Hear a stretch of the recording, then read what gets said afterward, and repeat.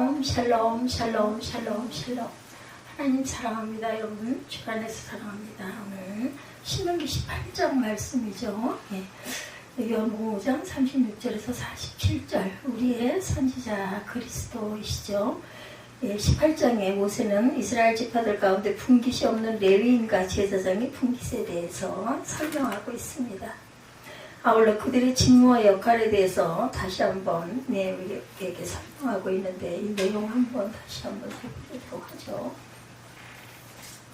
17장에 이어 계속 반복적인 메시지는 우상 숭배를 금하라 이렇게 말씀하세요. 18장 처음부터 보면서 하죠. 15절부터 읽었는데 1절부터 레위 사람 제사장과 레위의 온 지파는 이스라엘 중에 분깃도 없고 기업도 없을지니 그들은 야외의 화제물과 그 기업을 먹을 것이라. 레위인들에 대해서 말씀하고 있죠. 그들의 형제 중에서 기업을 가지지 않은 것은 야외께서 그들의 기업이 되심이니 그들에게 말씀하신과 같으니라. 제사장이 백성에서 받을 몫은 이러하니 곧 드리는 제물의 소나이 암이나 그 앞다리와 두 볼 위라. 그것을 제사장에게 줄 것이요 내가 처음 거둔 곡식과 포도주와 기름과 내가 처음 깎은 양털을 내가 그에게 줄 것이니 이는 내 하나님 야훼께서 내보는 지파 중에서 그를 택하여 내시고 그와 그의 자손에게 항상 야훼 이름으로 서서 섬기게 하셨습니다. 이스라엘 온 땅 어떤 성읍에든지 거주하는 레위인이 간절한 소원이 있어 그가 사는 곳을 떠날지라도 야훼께서 택하신 곳에 이르면 야훼 앞에 선 그의 모든 형제 레위인과 같이 그의 하나님 야훼 이름으로 섬길 수 있나니 그 사람의 몫은 그대로 받을 것이요 그가 조상들의 것을 판 것도 별도의 소유이니라. 내 하나님 야훼께서 내게 주시는 땅에 가거든 너는 그 민족들의 가증한 행위를 본받지 말 것이니 그의 아들이나 딸을 불 가운데로 지나가게 하는 자나 점쟁이나 기둥을 말하는 자나 요술하는 자나 무당이나 신언자나 신접자나 박수나 초혼자를 너희 가운데 용납하지 말라. 이런 일을 행하는 모든 자를 야훼께서 가증히 여기시나니 이런 가증한 일로 말미암아 내 하나님 야훼께서 그들을 내 앞에서 쫓아내시느니라. 너는 내 하나님 야훼 앞에서 완전하라. 내가 쫓아낼 이 민족들은 기둥을 말하는 자나 점쟁이의 말을 듣거니와 내게는 내 하나님 야훼께서 이런 일을 용납하지 아니하시느니라. 선지자를 일으키실 약속이 15절부터 있습니다. 우리 본문이 15절부터죠. 쭉 함께 보도록 하죠. 그리스도에 대한 중요한 예표론적 가르침을 주고 계세요. 레위인과 제사장의 분깃. 기업이 없는 자들이죠. 이스라엘의 그 레위 지파, 레위인과 제사장들로 구성된 레위 지파는 기업이 없는 것이 특징이었다. 장자의 축복을 받은 요셉의 아들 에브라임과 므낫세 지파가 각각 한 지파의 분깃을 받아 레위 지파를 제외하고도 12지파를 구성하게 됩니다.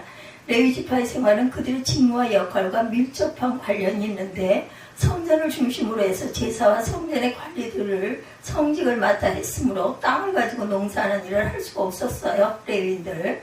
그래서 하나님께서 그들에게 주신 기업은 야훼께 드리는 제물과 백성들이 바치는 11조. 이것을 가리켜 모세는 야훼께서 그들의 기업이 되십니다. 이렇게 표현하고 있습니다.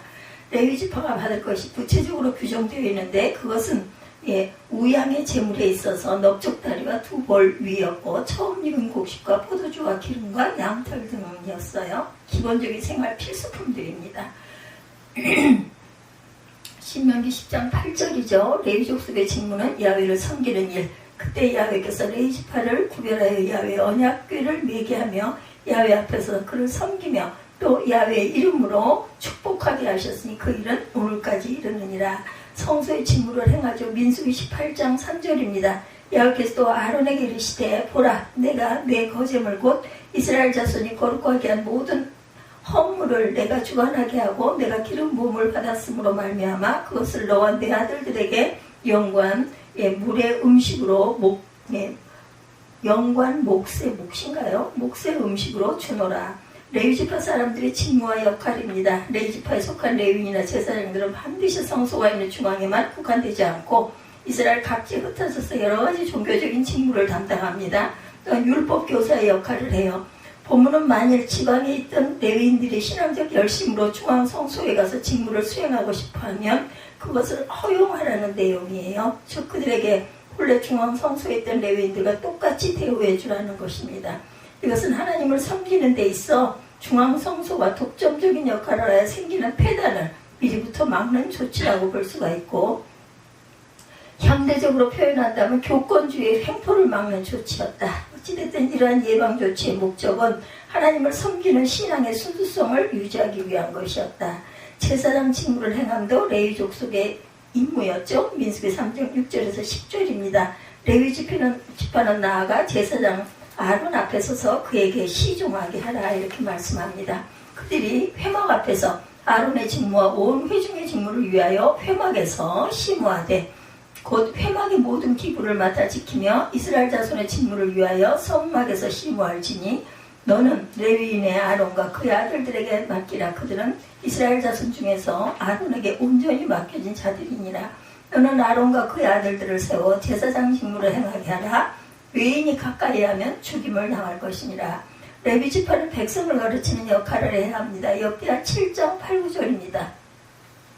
또 그들과 함께 레위 사람 스마야와 드나야와 스바다와 아사엘과 스마라목과 여웨나단과 아도니아와 도비아와 도바도니아 등 레위 사람들을 보내고 또 저희와 함께 제사장 엘리사마와 여호람을 보내었다니 그들이 야훼 율법책을 가지고 유다에서 가르치되 그 모든 유다 성읍들을 두루 다니며 백성들을 가르쳤더라. 우상 숭배를 금하죠. 가나안 민족의 행위를 본받지 말아라. 우상 숭배를 금하는 것은 신명기 전체의 반복적인 명령이에요. 특히 이 부분에서 모세는 이스라엘 백성들이 가나안 땅에 들어간 후에 그들의 각종 미신적인 행위들을 본받지 말 것을 경고합니다. 곧 자식들을 불 가운데를 지나게 하여 화용시키는 이방의 종교의식이나 점술, 강신술, 요술, 신원, 신적, 초혼 등의 주술적 행위를 금하고 있어요. 가나안 백성들이 가나안 땅에서 더 이상 살지 못하고 진멸되어야 할 이유가 바로 그러한 죄악의 관용함 때문이었다. 그러므로 만약 이스라엘 백성들이 가나안 민족의 행위를 본받아 그러한 죄에 빠지게 되면 그들 역시 하나님의 진노를 받아 멸망당하게 될 것이다. 우상 숭배는 어리석은 일이죠. 로마서 1장 22~23절입니다. 스스로 지혜 있다 하나 어리석게 되어 썩어지지 아니하는 하나님의 영광을 썩어질 사람과 새와 짐승과 기어다니는 동물 모양의 우상으로 바꾸었느니라. 우상 숭배는 무법한 일입니다. 베드로전서 4장 3절 너희가 음란과 정욕과 술취함과 방탕과 향락과 무법한 우상 숭배를 하여 이방인의 뜻을 따라 행한 것을 지나간 때로 족하도다. 하나님 야훼 앞에서 우리가 완전해야 하는데 완전하라 말씀하시죠. 모세는 이스라엘 백성들에게 가나안 민족의 범죄를 본받지 말아야 할 것의 이유에 대해서 설명하고 있습니다. 아까 신명기 18장 어디에서 완전하라 하고 말씀을 하셨는데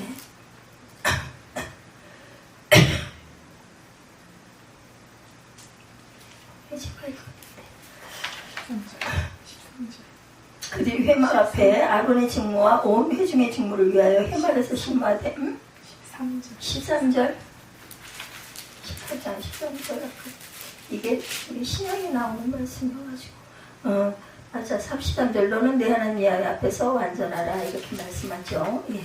하나님 야훼 앞에서 완전해야 한다. 모세는 이스라엘 백성들의 가나안 족속의 범죄를 본받지 말라. 그 이유는 이스라엘은 그들이 하나님 야훼 앞에 완전해야 하기 때문이다. 완전에 해당하는 히브리어 타밍은 흠없는 온전한 이란 뜻을 갖고 있습니다.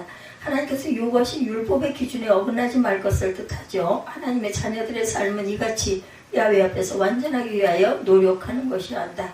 그렇다고 해서 이 완전함이 하나님 앞에 완전 무교를 하여서 하나님과 같은 수준을 의미해서 하나님을 대적하는 교만함을 의미하는 것은 절대로 아니죠. 그래서는 안 되죠. 이는 하나님의 말씀에 비추어 부단히 애쓰고 노력하는 태도와 삶의 진지함을 의미하는 것이다. 완전하라 완전하도록 노력을 해야 된다는 거죠. 우상 숭배에 대해서 하나님의 강력한 응징을 선포하십니다. 미가서 1장 6, 7절이에요. 이러므로 내가 사마리아를 들의 무더기 같게 하고 또한 포도심을 통상 같게 하며 또 그 돌들을 골짜기에 쏟아내리라. 그 기초를 드러내며 그 새긴 우상들은 다 부서지고 그 음행의 값은 다 불살라지며 내가 그 목상들을 다 깨뜨리리니 그가 기생의 값으로 모았은 즉 그것이 기생의 값으로 돌아가리라. 우상 숭배의 원인은 인간의 부패한 마음입니다. 로마서 1장 21절에서 23절입니다. 하나님을 알되 하나님을 영화롭게도 아니하며 감사하지도 아니하고 오히려 그 생각이 허망하여지며 미련한 마음이 어두워졌나니 스스로 지혜 있다나 어리석게 되어 썩어지지 아니하는 하나님의 영광을 썩어질 사람과 새와 짐승과 기어다니는 동물 모양의 우상으로 바꿨느니라. 예, 한 선지자 된 모세의 예언입니다. 나와 같은 선지자 하나. 15절 이하에 모세는 특별한 예언을 하고 있어요. 그것은 이스라엘 가운데 나와 같은 선지자 하나를 일으킨다 이런 예언이죠. 네, 15절 이하에 네 하나님 여호와께서 너희 가운데 내 형제 중에서 너를 위하여 나와 같은 선지자 하나를 일으키니 너희는 그의 말을 들을지라. 이것이 곧 내가 총회의 날에 호렙산에서 네 하나님 여호와께 구한 것이라. 곧 내가 말하기를 내가 다시는 내 하나님 여호와의 음성을 듣지 않게 하시고 다시는 이 큰 불을 보지 않게 하소서. 두렵건대 내가 죽을까 하나이다 하매 여호와께서 내게 이르시되 그들의 말이 옳도다. 내가 그들의 형제 중에 너와 같은 선지자 하나를 그들을 위하여 일으키고 내 말을 그의 입에 두리니 내가 그에게 명령하는 것을 그가 무리에게 다 말하리라. 누구든지 내 이름으로 전하는 내 말을 듣지 아니하는 자는 내게 벌을 받을 것이요 만일 어떤 선지자가 내가 전하라고 명령하지 아니한 말을 제 마음대로 내 이름으로 전하든지 다른 신들의 이름으로 말하면 그 선지자는 죽임을 당하리라 하셨느니라.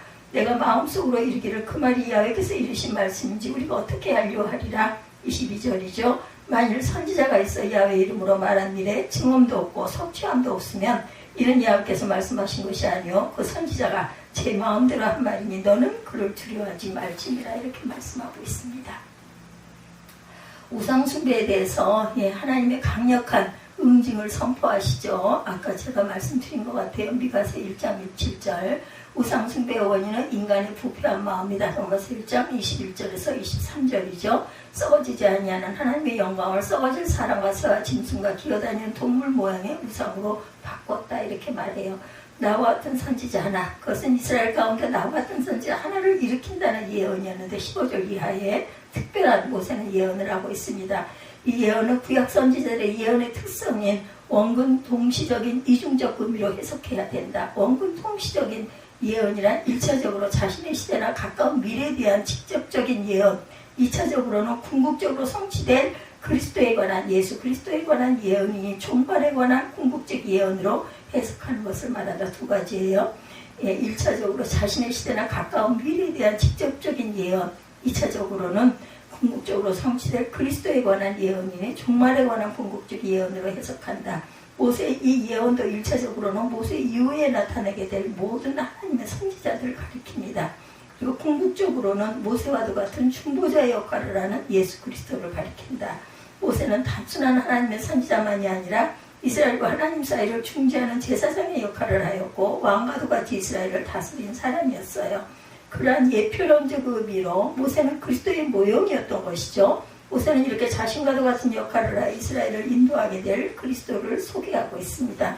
선지자는 하나님의 종이죠. 스가랴 1장 6절 내가 나의 좋은 선지자들에게 명령한 내 말과 내 법도들이 어찌 너희 조상들에게 임하지 아니하였느냐. 그러므로 그들이 돌이켜 이르기를 만군의 여호와께서 우리 길대로 우리 행위대로 우리에게 행하시려고 뜻하신 것을 우리에게 행하셨도다 하였느니라. 선지자는 하나님의 감동하심을 입은 사람입니다. 베드로서 1장 21절 예언은 언제든지 사람의 뜻으로 낸 것이 아니요 오직 성령의 감동하심을 받은 사람들이 하나님께 받아 말한 것입니다. 하나님의 말씀으로 입증합니다. 모세 이후에 나타나게 될 선지자들 중에 진정한 하나님의 선지자가 아니면서도 선지자인 척하는 사람들도 있게 될 것이다. 그런 거짓 선지자들이 많이 나오죠. 지금도 마찬가지고. 그들은 심지어 이적을 행하기도 해요. 그러나 그들은 다 믿어서는 안 된다. 왜냐하면 그들이 하는 말씀이 하나님의 말씀과 권위로서 성취되는지를 확인해 보아야 하기 때문에 말씀과 증언과 성취함만이 하나님께 보내신 참 선지자의 증거가 된다. 이렇게 참 선지자의 시금석적 이스라엘 백성들은 반드시 그것을 기억하라. 하나님의 말씀에는 하나님의 예시된 계획이 들어있다고 로마서 9장 6절에 말씀하고 있습니다. 하나님의 말씀은 순결하죠. 시편 19편 8절 야훼의 교훈은 정직하여 마음을 기쁘게 하고 야훼의 계명은 순결하여 눈을 밝게 하시는도다. 하나님의 말씀은 확실하죠. 시편 111편 7절에서 8절입니다. 그의 손이 하는 일은 진실과 정의이며 그의 법도는 다 확실하니 영원 무궁하도록 정하신 바요 진실과 정의로 행하신 바로다 말씀합니다. 여기 이상에서 모세는 레위인과 제사장의 분깃에 대해서 이야기하죠. 오늘 본문 18장이 그리고 우상 숭배를 금할 것과 참 선지자에 대해서 이야기하고 있어요. 예수 그리스도시죠. 이러한 언급은 하나님을 섬기는 참 신앙의 모습에 대해서 일관되게 이해하고 있는데 레위 지파들이 섬기는 야훼 앞에서 이스라엘은 완전해야 한다. 특히 하나님께서 보내시는 참 선지자들의 말씀을 시금석으로 하고 장차 오실 그리스도를 대망하는 삶이야말로 이스라엘 백성들에게 요구되는 삶이었다. 우리 성도들 삶 역시 이러한 이스라엘 백성들의 삶과 다름이 없어야 되겠죠. 우리도 하나님 말씀을 따라 하나님 앞에 완전하게 행하는 신앙의 자세를 가질 수 있어야 되겠다. 예, 이 땅에 오신 예수께서 구약 성경의 제사장, 왕, 선지자의 직분을 다 감당하셨다는 것을 한마디로 표현하면 주는 그리스도이십니다 라는 고백이죠. 예, 오늘 본문 말씀이 그렇게 되어 있어요. 우리의 선지자 그리스도, 예수 그리스도입니다. 그리고 주님이 그리스도시라는 사실은 단순히 직분을 맡으셨다는 정도를 넘어서서 직분을 각각 가지고 있는 고유한 특성들을 주님께서 다 맡으셨다는 뜻이에요. 주께서 왕이 되셨다는 것은 구약 성경의 왕에게서 나타났던 특성이 주님께 성취되었던 것이고, 주께서 제사장이 되었다는 건 역시 구약 성경의 제사장들이 보여주었던 일들이 주 안에서 다 이루어졌다는 것을 의미합니다. 예. 그리스도 그 지체에 대해서 우리가 항상 배우죠. 히브리서에도 나와 있고 로마서에도 말씀이 나와 있습니다. 그리스도가 무슨 의미인지, 기름 부음을 받을 때 성령과 어떤 관련이 있는지, 또 그 성령의 기름 부으심이 우리에게는 어떤 의미를 갖게 되는지, 이런 내용들을 우리가 다 배웠어요. 그죠? 이제 이어지는 시간들에서 이 내용의 그 강론, 즉 제사장, 선지자, 왕의 각각을 배워보도록 하죠. 제사장, 선지자, 왕. 이 각각의 직분들의 의미가 무엇이고 이것이 어떻게 그리스도 안에서 성취되었는지 그것을 다루는 것이 목적인데, 오늘은 그 중에서 우리 주님이 선지자에 대해서 말씀을 듣도록 합니다. 계시와 선지자, 감추어진 하나님, 계시된 하나님입니다. 우리 주님의 선지자직에 대해서 설명하면 이렇게 설명할 수가 있죠. 우리의 구원을 위한 하나님의 감추인 경영과 뜻을 온전하게 계시하시고, 이 말 안에는 형격한 두 단어의 대조가 들어있는데 감추었다라는 말과 계시되었다는 말, 감추어진 것과 계시되는 반대되죠. 우리가 선지자로서 이를 생각할 때 두 단어를 기억해야 할 것은 한편으로는 감추었고 다른 한편은 계시되었다는 것입니다. 먼저 감추었다는 말을 통해서 우리가 알 수 있는 바는 하나님께서 감추어져 계신다는 거예요. 분명히 우리의 구원을 위한 하나님의 경영과 뜻이 감추어져 있었다라고 가르치고 있습니다. 이 사실을 아는 것은 어렵지가 않아요. 골로새서 1장 26절에서 27절 보면 이렇게 설명하고 있어요. 이 비밀은 만세와 만대로부터 오므로 감추었던 것인데 이제는 그의 성도들에게 나타났고, 하나님이 그들로 하여금 이 비밀의 영광이 이방인 가운데 어떻게 풍성한 것을 알게 하려 하심이라, 이렇게 말씀하고 있습니다. 골로새서 1장 27절. 신약 성경에 비밀이라는 단어가 많이 나오죠. 헬라어로 미스테리온이라고 합니다. 여기에서 미스테리라는 말이 나왔다고 그래요. 미스테리온, 여기에서 감춰졌다라는 말, 비밀. 그런데 이 골로새서 말씀에서 이 비밀이라는 것은 쉽게 말하지만 복음이죠. 예수 믿고 구원받은 것. 그런데 교리문답에서 무엇이 감추어 있다라고 얘기를 했느냐면 하나님의 경영과 뜻에 이렇게 감추어 있다고 말씀합니다. 하나님께서 인류를 구원하실 때 경영의 비밀을 감추어 놓고 계셨다. 하나님의 뜻은 비밀이라는 거예요. 우리는 하나님의 경영과 뜻에 있어서 한편으로는 감추어져 있다라는 말을 읽어요. 그리고 두 번째 단어에는 계시되었다. 감추었던 것이 또한 계시가 되기도 한다라는 거죠. 그것을 깨달아 알고 이것을 깨달는 것이 아주 중요합니다. 하나님의 경영과 뜻은 처음에는 감추었다가 그 다음에는 계시되었다. 에베소서 1장 9절. 앞에 골로새서 같은 비밀이라는 단어를 쓰면서도 그 뜻의 비밀을 우리에게 알리셨으니 라고 말씀합니다. 이 비밀이 한편으로는 감추어졌는데 다른 한편으로는 알려진 것이다. 하나님께서 사람을 구원하시는 경영과 뜻은 원래는 감추인 것. 사람으로서는 거기에 접근할 수가 없고 알 길이 없는데 하나님께서 숨기시는 사람은 전혀 거기에 도달할 수가 당연히 없겠죠. 하나님께서 이것을 숨겨두시는 것이 목적이 아니셨기 때문에 사람들에게 펼쳐 보이신다라는 거예요. 어떻게 하나님께서 사람을 구원하시겠는가? 즉 복음에 관한 사실이 처음에는 감추었다 그러면은 사람들에게 알려집니다. 이 알려지는 것들을 뭐라고 그래요? 계시라고 하죠. 계시, 보여주신다. 선지자의 의입니다. 그러면 여기서 선지자의 의를 알 수가 있죠. 선지자가 무엇하는 사람인가? 선지자가 어떤 종류의 직분을 갖고 있나? 한마디로 말하면 선지자는 계시와 관련된 직분이라고 할 수가 있겠죠. 하나님은 감춰준 하나님의 경영과 뜻을 사람들에게 펼쳐 보이실 때 계시라는 방법을 쓰고 계시는데, 이 계시를 사람들에게 전달하는 이가 누구냐? 바로 선지자들이죠. 선지자가 계시와 어떤 식으로 연관이 되어 있는지 아는 것은 성경의 가장 중요한 선지자들 모두에게서 찾아볼 수 있는 것들인데, 예를 들어 구약 성경 선지서 중 가장 두꺼운 세 권의 선지서 모두에게 이 사실이 나옵니다. 이사야, 예레미야, 에스겔, 이 선지서들이죠. 가장 분량이 많은 선지자들인데, 이 선지자 모두가 선지자가 계시 전달자라는 사실, 즉 자기가 그것을 하고 싶어 하는 것이 아니라 싫은데도 불구하고 하나님의 전달자로서 말할 수밖에 없는 사실이 드러납니다.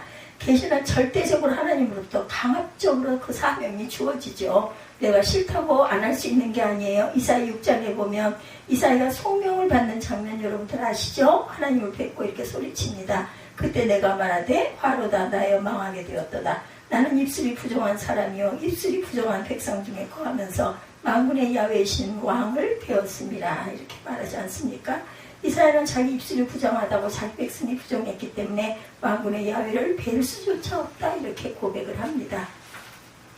근데 바로 그때 천사 한 명이 날아와 제단에서 핀 숯을 가지고 와서 입술을 찢으면서 보라, 이것이 내 입에 닿았으니 내 악이 제하여졌고 내 죄가 사여졌느니라, 이렇게 말합니다. 천사가 이렇게 하고 나자 비로소 내가 누구를 보내면 누가 우리를 위하여 갈꼬라고 주께서 말씀하실 때 이사야가 뭐라고 대답하여 내가 여기 있나이다 말하죠. 나를 보내소서.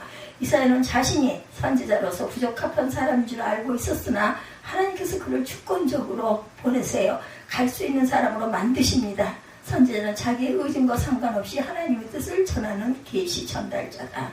예레미야가 하나님께 말씀한 것은 아주 유명하죠. 예레미야의 제일 첫 부분에 하나님은 예레미야를 자신의 말씀의 전달자로 세웁니다.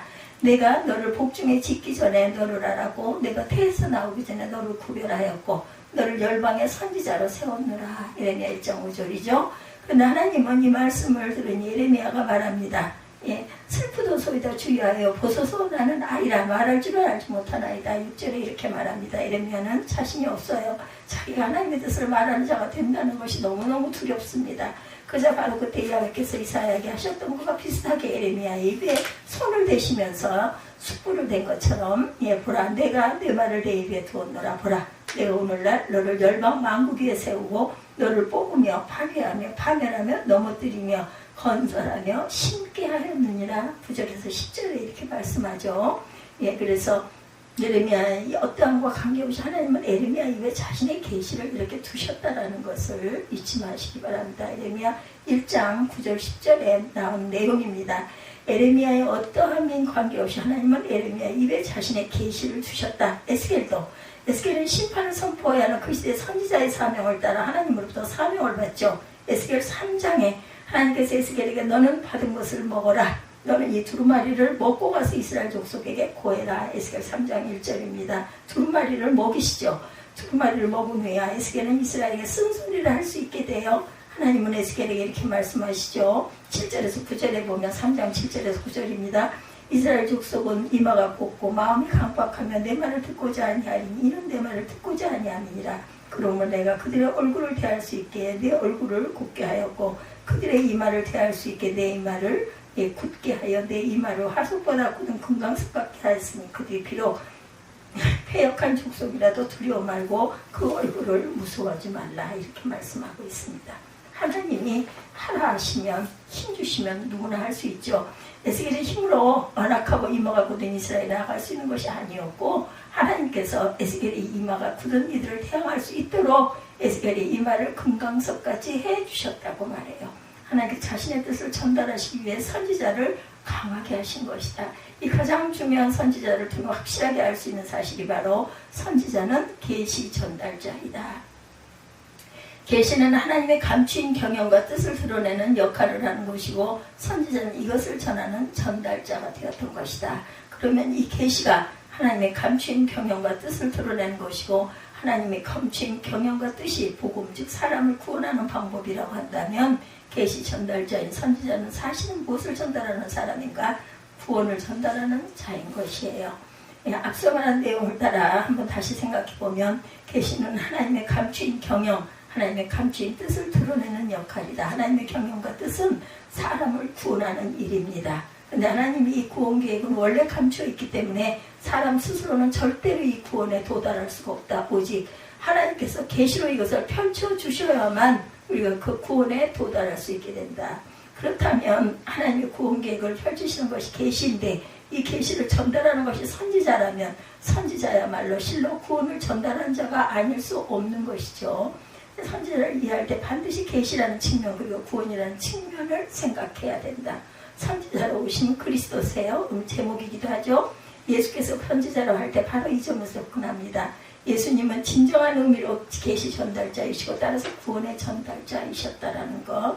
요한복음 5장 오늘 함께 읽었던 본문이죠. 방금 살핀 모든 내용이 요한복음 5장에 실려 있습니다. 여기에 보시면 하나님의 감춰 있다는 사실과 그것을 펼치시는 분이 바로 예수 그리스도라는 것이 나타납니다. 요한복음 5장 말씀 37절에 또한 나를 보내신 아버지께서 친애를 위하여 증거하셨느니라. 너희는 아무 때에도 그 음성을 듣지 못하였고 그 형용을 보지 못하였으며 예수께서 유대인들에게 말씀하시기를 너희는 아무 때에도 그 음성을 듣지 못하였고 형용을 보지 못하였다. 이 말씀의 의미는 사람들이 자기의 노력으로 자기의 우감으로 결코 하나님을 경험할 수가 없다라는 거예요. 사람들이 아무리 진지하게 노력하더라도 사람은 하나님을 맛볼 수가 없습니다. 주님의 말씀 사실 신명기 4장 15절에도 가져오신 것이죠. 야훼께서 호렙산 화음 중에 너희에게 말씀하시던 날에 너희가 아무 형상도 보지 못하는즉 너희는 깊이 삼가라 이렇게 말씀하고 있습니다. 이 계명을 설명하고 있는 신명기의 말씀이 보여주는 바 그것은 사람 편에서 하나님을 볼 수 없다는 거예요. 하나님은 오감으로 경험될 수 없다는 것, 하나님은 우리의 경험 너머에 계시다는 것을 우리 앞에 뭐라고 하세요? 감추었다 이렇게 말씀하고 있습니다. 하나님은 감추어져 계신 분이다. 그런데 이어지는 말씀에 예수님은 5장 39절 이하의 요한복음 너희가 성경에서 영생을 믿는 줄 생각하고 성경을 상고하거니와 이렇게 말하고 있어요. 이 말씀에서 먼저 우리가 주목해야 하는 것은 유대인들이 성경에서 영생을 얻은 줄 생각했다는 거예요. 이 구절이 바로 앞에서 우리가 살핀 계시와 구원과의 관계를 보여줍니다. 예수님은 너희가 하나님을 보지도 듣지도 못한다고 하신 후에 유대인들이 성경에서 영생을 믿는 줄 생각한다라고 하셨어요. 예수께서 하나님을 보지도 듣지도 못한다는 말씀하신 후에 영생을 말씀하셨으니 영생이란 과연 무엇일까?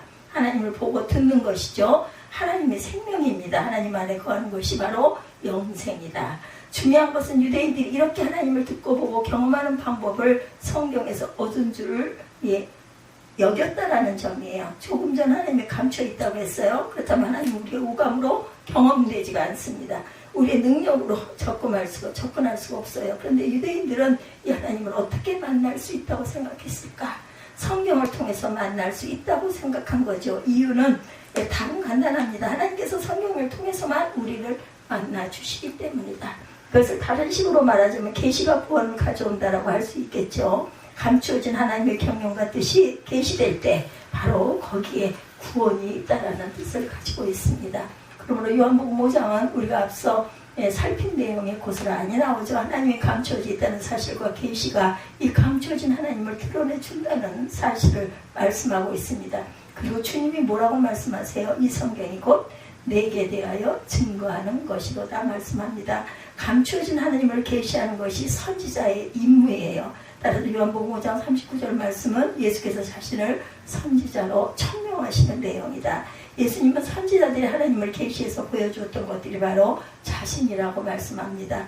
하나님은 성경 즉 계시를 통해서 자신의 경영과 뜻을 나타내시는데 그 나타내 보이신 모든 것이 바로 예수님 자신이라는 말씀이죠. 예수님의 선지자된 구약성경 신명기 18장 15절 말씀에 모세가 말하는 장면이 나오죠. 내 하나님 야훼께서 너희 중 내 형제 중에서 나와 같은 자 선지자 하나를 너를 위하여 일으키시리니 너희는 그를 들을지니라 이렇게 말씀하고 있어요. 모세는 족장시대 이후 첫 선지자라 할 수 있는 인물이라는 거죠. 모세 자신이.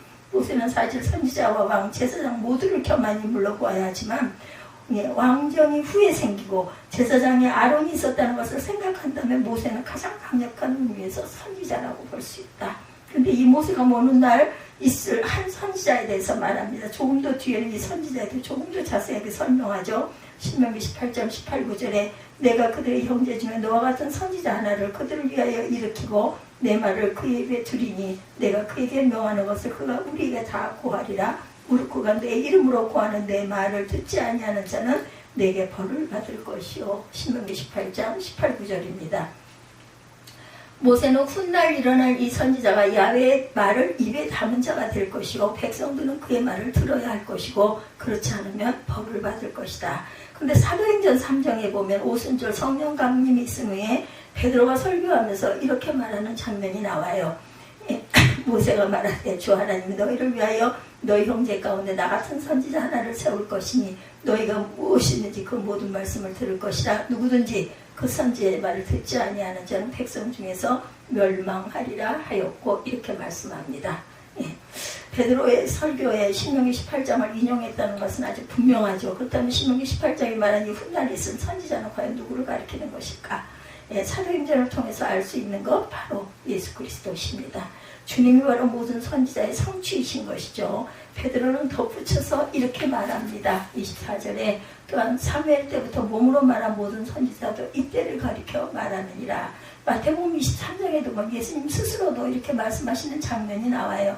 만일 우리가 조상 때 있었더라면 우리는 저희가 선지자의 피를 흘리는데 참여하지 아니하였으리라 하니 그러면 너희가 선지자를 죽인 자의 자손됨을 스스로 증거함이로다. 내가 너희에게 선지자들과 지혜 있는 자들과 서기관들을 보내매 너희가 그 중에서 더러는 죽이고 십자가에 못 박고 그 중에 더러는 너희 회당에서 채찍질하고 이 동네에서 저 동네로 구박하리라. 그러므로 의인 아벨의 피로부터 성령과 제단 사이에 너희가 죽인 바가라의 아들 사가랴의 피까지 땅 위에서 흘린 의로운 피가 다 너희에게 돌아가리라. 내가 진실로 너희에게 이르노니 이것이 다 이 세대에 돌아가리라. 예수님의 말씀은 유대인들이 선지자를 죽이고 핍박했다는 것이고 이것의 절정으로 이 모든 선지자를 죽인 피들이 전부 이 세대에게 돌아간다라는 내용이에요. 왜 모든 선지자를 죽인 피의 대가가 이 세대에게 돌아갈까? 모든 선지자들이 총합이신 예수님을 죽였기 때문입니다. 예수께서 진실로 모든 선지자들이 완성임을 성경은 계속해서 이야기합니다. 마태복음 12장에도 예수님은 자신을 요나보다 더 큰 이라고 말씀하셨죠. 요나는 니느웨의 복음을 전한 선지자죠. 요한복음 1장 18절에 본래 하나님을 본 사람이 없으되 아버지 품속에 있는 독생하신 하나님이 나타나셨느니라. 예수께서 하나님을 계시하신 선지자라는 의미를 여기에서도 나타냅니다. 주님께서 참 선지자이시면 우리의 구원과 관계가 되죠. 예수께서 참 선지자라는 것, 예수님이 궁극적으로 선지자라는 것을 아는 것이 우리에게는 어떤 의미가 되는 것일까? 우리가 늘 알아야 하는 것은 복음의 진리가 나와는 상관이 있어서는 안 되고 그죠? 그것이 나에게 와야 한다는 것이죠. 그리고 바로 이 이유 때문에 우리가 앞에서 계시에 대해서 배우죠. 조금 전에 몇 가지 사실을 정리했죠. 첫째로 하나님이 가리고 계시다. 하나님은 우리의 오감으로 인생 자체로는 알 수 없는 분이고 둘째로 그렇기 때문에 하나님께서 우리에게 자신을 계시해 주셨다라는 거죠. 하나님은 스스로 계시하시고 계시 외에 다른 방법으로는 하나님을 알 길이 없다. 이 계시를 드러내는 이들이 바로 선지자들이다. 그리고 셋째로 바로 이 하나님의 계시의 본질 결정적 계시가 바로 그리스도라는 점이죠. 하나님의 계시는 선지자를 통해 알려졌는데 이 선지자들의 실체, 선지자 중에 선지자요, 선지자라는 말씀으로 전해지면 오히려 말씀 자체이신 분이시죠. 예수 그리스도이십니다. 이렇게 말할 때 우리에게는 이런 뚜렷한 주제가 떠오르게 됩니다. 하나님을 알려면 그리스도께 가는 수밖에 없다. 그렇죠? 왜 우리가 예수 그리스도를 선지자라고 말할 수 있는 걸까? 이 예수님 안에 하나님을 알 수 있는 것이 들어있기 때문에 그렇다면 단순히 그것을 지식적인 것을 넘어서는 약간 다른 측면으로 요한복음 5장에 말하는 방식이죠. 하나님의 생명입니다. 영생입니다. 인간은 여기서 끊어져 있어요. 근데 이 하나님께서 도달할 수 있는 유일한 길이 계시인데 이 계시의 실체가 바로 예수님. 그럼 우리 예수를 통해서만 하나님께 갈 수 있다는 거죠. 요한복음 14장 6절입니다. 나는 길이요 진리요 생명이니 나로 말미암지 않고는 아버지께로 올 자가 없느니라. 그러나 이 말씀은 아주 선명하게 예수님의 계시심을 보여주는 말씀이고 예수님은 이 말씀들 바로 이어서 말씀하죠. 너희가 나를 알았더라면 내 아버지도 알았으리라. 근데 이제부터는 너희가 나를 알았기 때문에 아버지를 안 것이고 또 아버지를 본 것이니라. 요한복음 14장 7절의 의역이기도 합니다. 예수님 스스로가 계시이기 때문에 예수님을 통해서만 우리는 하나님께로 갈 수 있다. 마찬가지로 우리는 요한복음 1장 말씀을 보면서 예수님의 선지자직을 생각하지 않은 것은 아닌가. 요한복음 1장은 예수님을 태초에 계신 말씀이라고 말씀하죠. 참빛, 그 세상에 와서 각 사람에 비춰진 빛이라고 했어요. 여기 말씀, 그 로고스가 하나님께서 사람들에게 계시하는 방법, 말씀으로 계시하시죠. 그리고 참빛이 뭐예요? 예수께서 참빛이시고 이 빛이 세상에 와서 각 사람에 비친다 이렇게 말씀합니다. 요한복음 1장에서 사람들은 원래 어떻게 하고 있어요? 어둠 가운데 있었는데 그 어둠 가운데 있는 이들에게 참빛이 비쳐서 이 말씀은 예수님이야말로 진정한 의미의 계시이고 따라서 우리는 이 예수 그리스도를 통하지 않으면 절대로 하나님께로 갈 수 없다는 것이죠. 하나님께 도달할 수 있는 유일한 길이 예수님임을 선지자직에서 볼 수 있어야 된다. 에베소서 2장 18절입니다. 이는 저로 말미암아 우리 둘이 한 성령 안에 아버지께 나아감을 얻게 하려 하시니라. 저로 말미암아가 바로 예수 그리스도이십니다. 우린 그리스도로 말미암아서만 아버지께로 갈 수 있다라는 거예요. 그리스도의 선지자직, 그리스도의 계시적 역할이 중간 역할을 하지 않고 하나님께 가는 것은 모조리 구성 숭배다. 주님만이 아버지께로 갈 수 있는 유일한 길이고 참빛이고 유일한 계시라는 것을 말씀하고 있다는 것. 오늘 신명기 18장 13절에 20절, 요한복음 5장 36절에서 47절 우리의 선지자 그리스도에 대해서 함께 은혜와 말씀을 나눴습니다.